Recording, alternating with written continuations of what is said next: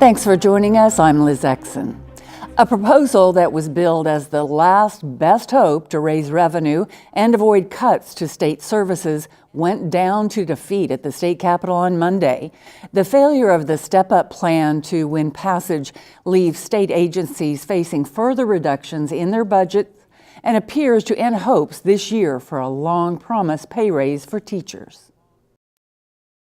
The week began with hundreds of educators and civic leaders gathering at the Capitol for a hastily called teachers rally to show support for the step-up plan to raise revenue to fill the state's budget hole and give teachers a long-awaited pay raise. State Superintendent of Public Instruction Joy Hoffmeister told those who gathered in the Capitol Rotunda that students couldn't wait any longer for lawmakers to fix the problems that have led to an exodus of teachers from Oklahoma.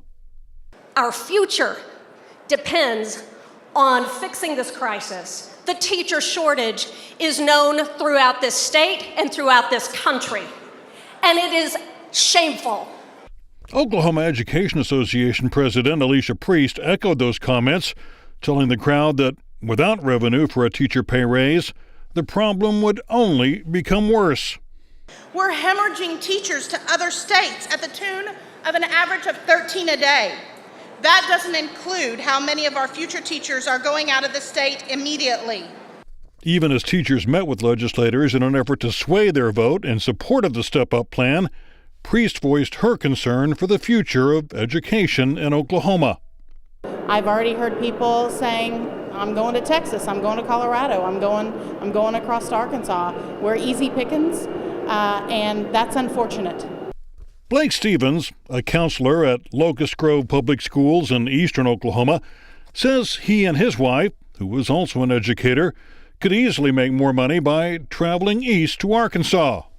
We could better our income by $25,000, $30,000 a year without even trying the next 5 years. Do the math on that, and you'll find out that that's significant. Emily Sewell is a speech-language pathologist for Oklahoma City Public Schools. She says morale among the educators she works with has never been lower. At the elementary school that I work at, there are 4 or 5 teachers that are long-term teachers that are retiring this year because they've simply had enough. House Bill 1033, the plan endorsed by a coalition of business executives, would have raised $581 million in new revenue through a combination of increases in gross production, tobacco, and fuel taxes, along with a new tax on renewable energy generation, which was opposed by the wind industry. Part of that money would have been used to fund a $5,000 a year teacher pay raise, while other revenue would have been used to fully fund the Department of Mental Health, the Oklahoma Health Care Authority, and the Department of Human Services. Among those arguing for passage was Republican Representative Leslie Osborne, who raised the specter of what more cuts would mean for vital state services. Osborne said most state agencies have already seen cuts of at least 45% over the past decade. So when you hear gubernatorial candidates and when you hear advocacy groups saying, well, they just need to tighten the belt, I think an audit would take care of this. If you've already cut 45% out of your budget, do you think that you've already cut the fat? That maybe you're at the tendon level and you're bleeding out? Democrat Melody Blancett said she was in favor of voting for new revenue, but questioned whether 1033 was the right vehicle to solve the state's revenue problems. We have a state that is in rapid decline. We are unable to recruit businesses.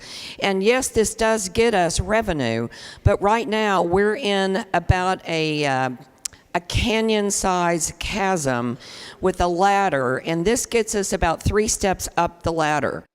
Still, Republican leadership insisted the bill was the best shot at generating new revenue, with House Budget Chair Kevin Wallace insisting it was the only opportunity to do what must be done. We have to fix FY18's budget. There's a gap. Constitutional duty, every one of you in here, pass a balanced budget. We haven't done it yet. We're on month 13. This is our best option. Democrats saw it differently. with Representative Emily Virgin questioning the rush to pass the bill. Folks, this is day 5 of a 120-day legislative session. To say that you're going to take your ball and go home after day 5, well, I think you deserve better from your legislators. House Speaker Charles McCall, who has rarely risen to debate on the chamber floor, stepped up to the podium to tell lawmakers that despite attacks from both sides, the step-up plan was the only plan that would be on the table this special session. We all know that there is no such thing as a perfect bill.